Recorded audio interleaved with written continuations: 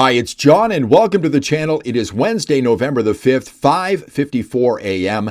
I hope you're having a great start to your Wednesday morning. I have my big blue mug of coffee with me. Thanks for clicking on this video, and no doubt you clicked on it because of its title. I have been told not to say this.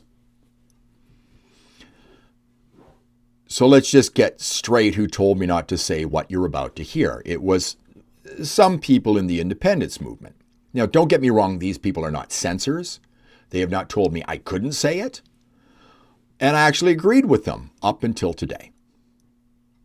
Now, the video you're about to watch was recorded on September the 4th. So 2 months ago, almost exactly to the day. Here's a screen capture of the video. And as you can see, the title is, I have been told not to say this. And in the bottom right corner, you can see it says private. It has been sitting there on my channel since September the 4th. Why am I putting this video out today? Well, I woke up this morning thinking about that ridiculous budget. I thought about Carney's, what he's calling a generational budget. Yeah, generational, all right. Going to be paid for by the next generation and the generation after that and the generation after that. And then I started thinking about the possibility of a liberal majority before we even have another election, because we had a rat, and I'm not going to refer to his real name, a rat conservative, has now joined the Liberals. They've already changed his party affiliation on the government website. I watched Michelle Ferrari this morning talking about the rat, saying that he has betrayed his constituents. They just voted for him as a conservative in April. He's betrayed his constituents, but he feels safe. I think he's been told that others are going to join him. And soon the Liberals will have a majority government and his constituents won't be able to do anything about it. He walked 50 feet and he's going to get a big payoff for doing this, and you're going to get screwed by this budget. Quite frankly, I'm sick of it. The thoughts of another Liberal majority government for the next 4 to 5 years to absolutely decimate where I live, in my home, in my country of Alberta. That's how I think of it, folks. So, again, this video is from September 4th. I hope you enjoy. I have been told not to say this. Hi, it's John, and welcome to the channel. 5:56 a.m., Thursday, September the 4th. I hope you're having a great start to your Thursday. I do have my big blue mug of coffee today. I'm working on very few hours of sleep today. I've got a controversial comment coming up in just a moment. You're going to have to stick with me because I'm going to take a few minutes to describe why I came to this conclusion. I've had people in the independence movement in Alberta say, we shouldn't say this, but I'm going there. I like to think I do something a little bit different on this channel. I'm not like other people. I come on here. I appreciate you coming here and listening to my comments on politics, but I wake up every morning and I look at the screens around me here, and I see all the different headlines from different news organizations, and all it says back to me is Canada is a failure. Canada is in decline. I did a video yesterday saying I don't want to be the angry old man, but over the last couple of days, I've done a number of videos where I just really can't believe what's going on here anymore. The other day, I talked about a provincial premier having a hissy fit and a temper tantrum, pouring a bottle of Crown Royal on the ground. Why? Because his country is in decline. Canada is in decline. Canada is failing. Why is it failing? Because of the Liberal Party. And frankly, because of the people who voted for the Liberal Party. I talked yesterday about Mark Carney having the audacity to use the word austerity in an upcoming budget that is going to be swimming in deficits and debt.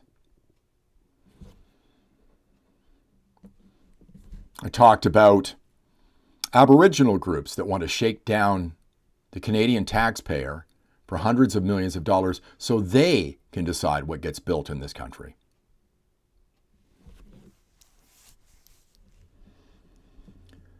Over the last couple of days, Pierre Poilievre has walked out. And I don't believe Pierre Poilievre can solve all the problems. Would things be better? Perhaps. But would that change my mind on Alberta independence? Not at all.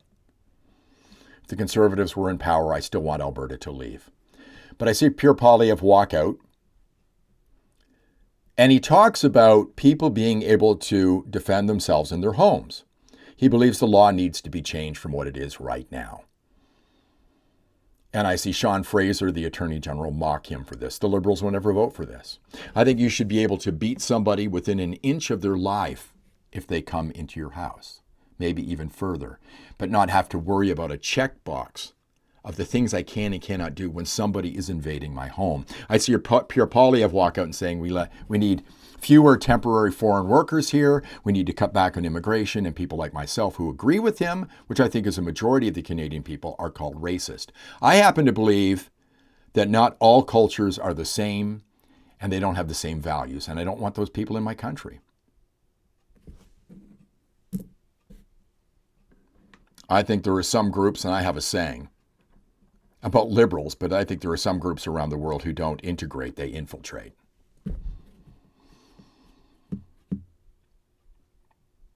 I see a country where we've got a leader whose sole job was to solve a problem with the United States of America.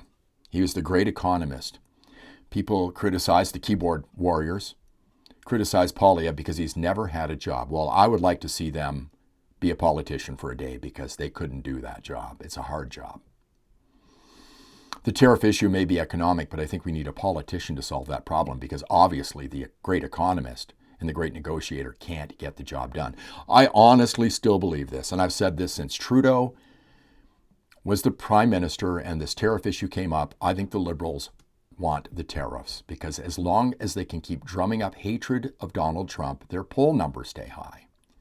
They're hoping they can keep those numbers high until they can get a majority when another election happens. I believe that.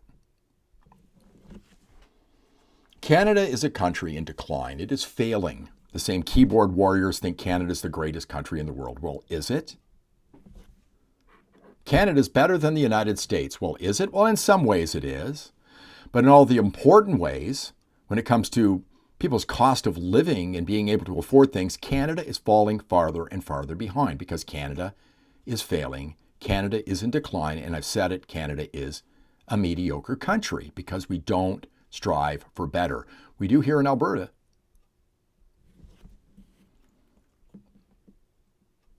The last election was won on Team Canada. Team Canada. There's no Team Canada. Was there ever a Team Canada?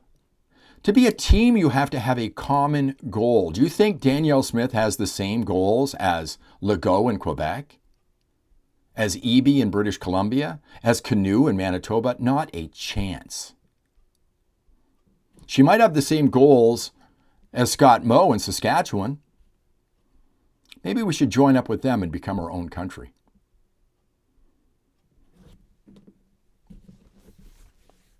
Here's my controversial words for today. I've been told I should not say this, but I don't like Canada anymore.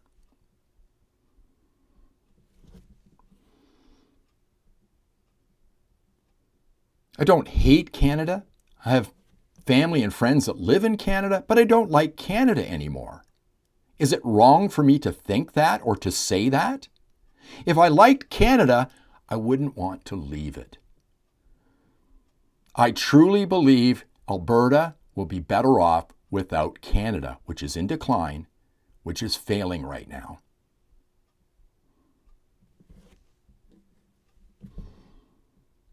I don't like Canada.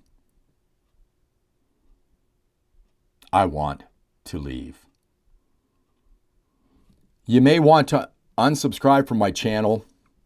That's fine.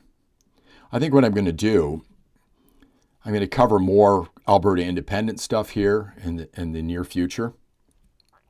I'm still going to criticize the Liberal Party in Canada because it's fun and because I still have to live in this country. And what they do affects me. Would Canada be better off with Pierre Poilievre as the leader? I don't know. Perhaps in some ways. I admire Pierre Poilievre. But I think in a lot of ways, the two main parties in this country are very similar. The Conservatives rely on votes from the East, and the West pays for it. That old saying, screw the West, we'll take the rest, works for both parties. The Conservatives can't get into power unless they pander to the people that have been holding Alberta down and have had their boots on our neck for a very long time. Thank you very much for watching. If you liked the video, give me a thumbs up, subscribe to the channel, ring the bell for notifications. I'll see you in the next one.